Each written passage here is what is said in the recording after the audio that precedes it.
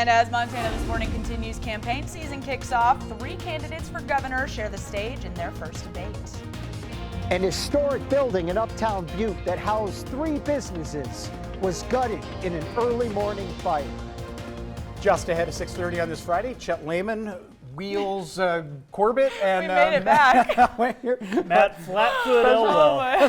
That's stability Matt is what you were, Matt. Thank you for that.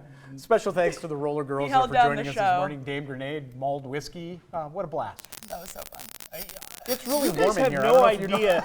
These guys are like skating around here doing this. Your I'm focus trying to is do the weather. Incredible. Your focus was Yeah, incredible. that was great. Thanks You for never putting fell, up though. with Nice that. job. You I never did fell. not She fall. did not I go know. I down. was like, oh, this is going to be interesting. No bruises. No bruises. Nope. So far, And I didn't anyway. even wear the knee pads, so you know. Brave girl. Big time. Big time. Hey, looking at our weather, I'm keeping an eye on road conditions this morning. There may be some black ice in a few areas this morning. A different slipping and sliding condition could be. And this is in Different different slipping and sliding, yeah, I got it. Yeah. Temperatures into the teens and 20s. I'm watching the afternoon for the potential of some showers.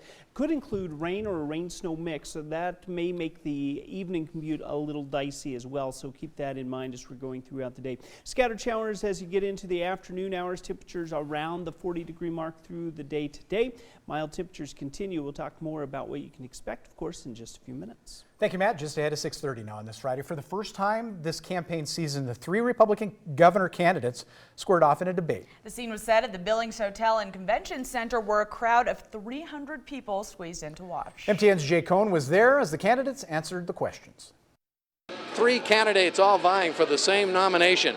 That's what's at stake in this campaign season in the GOP governor's race. And tonight here in Billings, we got a chance to see how the 3 candidates stack up against each other.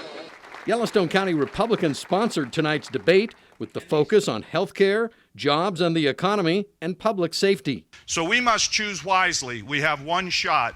We cannot withstand another 8 years of Democrats. And we need to find the principled person, the principled conservative, and someone with character, integrity to get these things done. Who do you trust to bring business experience to the governor's office? Who do you trust to leverage his relationship with Donald Trump to make sure we have better outcomes for all Montanans? And who do you trust to protect our way of life? Despite the rumors and the lies and the backstabbing and the flip-flopping, I'm in this race till the end. I will not be bullied, bought, or body slammed out of this race.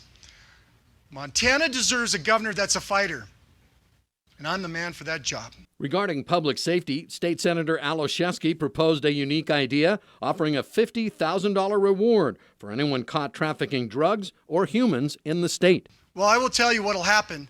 This drug culture that requires trust amongst each other is going to fall apart. And if we're going to solve the drug problem in Montana, we have to secure the southern border. We can only do that if we get the House of Representatives back and our incumbents stay in office. Is these treatment courts cost 10% of incarceration. So we can take 2 nonviolent addicts out of jail and put 20 people into treatment court and help them be all that God created them to be. We have to help these people that are addicted. And it's both law enforcement and it's treatment. So this year's governor's race in Montana pretty much wide open. That's because Democrat incumbent Steve Bullock is term limited. So it's an open seat, which means the stakes are even higher this time around. So it's on from here to the June 2nd primary. That's just 130 days away. In Billings, I'm Jay Cohn reporting for MTN News. And as for the 3 Democrats vying for the governor's seat, they'll meet in Billings at MSUB on February 12th. Now, as you saw exclusively here yesterday, fire broke out at the Irish Times building in Butte early yesterday morning. Thankfully, no one was injured, but damage to the building is extensive. MTN's John Amy was there at the scene. An early morning fire ravaged an historic building in Uptown Butte that was home to 3 businesses.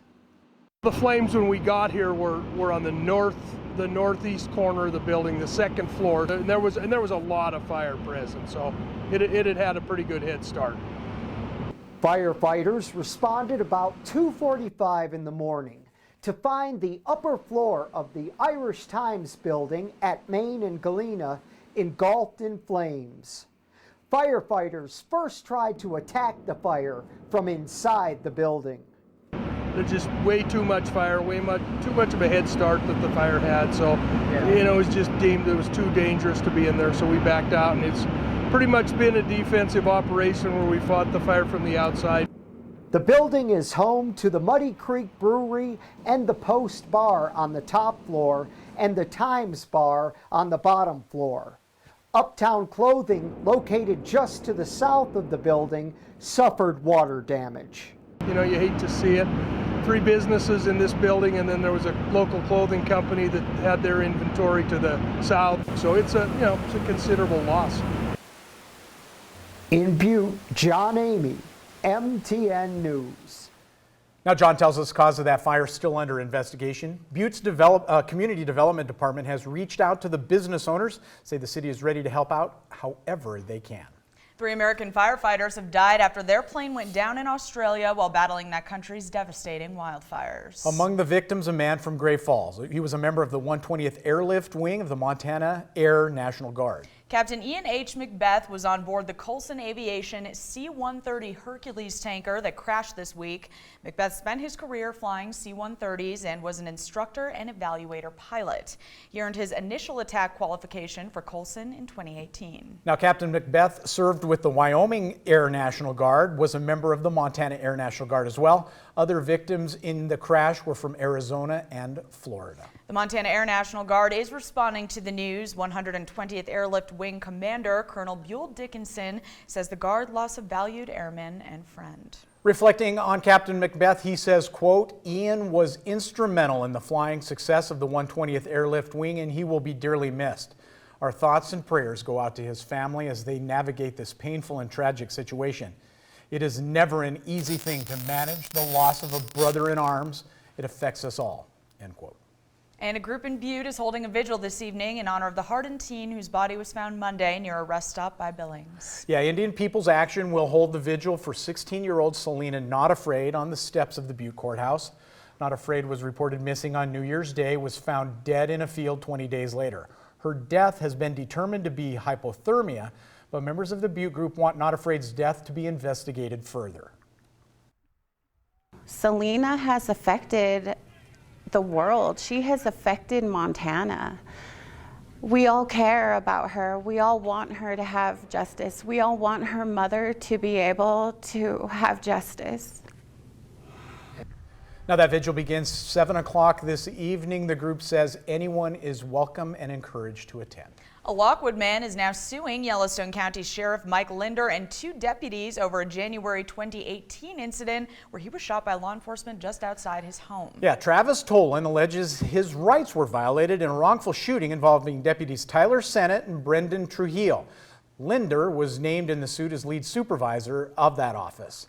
Incident began when Tolan's friends called 911, told dispatchers they were afraid he was suicidal because of social media posts.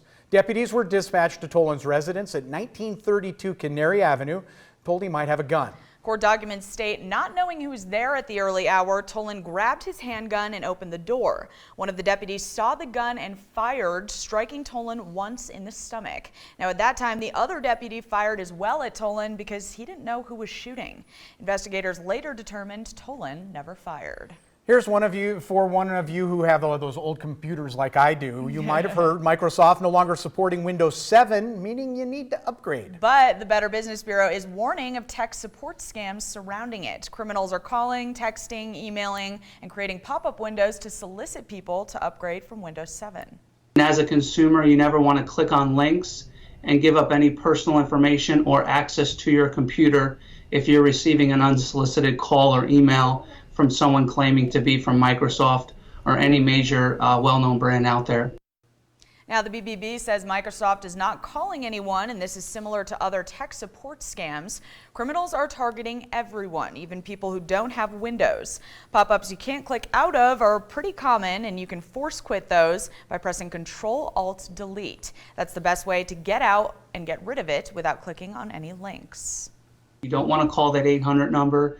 These are advertisements from devious businesses trying to claim that you need an upgrade. And when you call those numbers, they're going to sound like professionals and they're going to entice you to either access your computer or to pay a yearly fee for an upgrade or some kind of antivirus software program.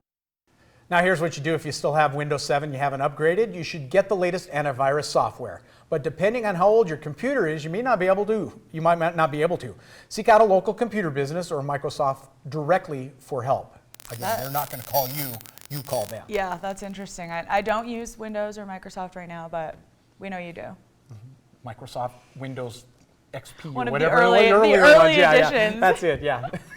It's the open window is what it is. Oh yeah. man, now you have to upgrade, but be careful. I will be very careful. Thank you for the advice. Up next on Montana This Morning, preliminary autopsy results give us a look at the tragic death of Selena Not Afraid. But here's what's coming up on CBS This Morning. Good morning to you. Ahead on CBS This Morning, concern about the deadly coronavirus. It's growing in the U.S. as at least a dozen people are tested for this disease. What's being done to tackle this global health scare? Plus, Democratic Senator and presidential candidate Elizabeth Warren joins us. She'll talk about the impeachment trial and her campaign a little more than a week before the Iowa caucuses.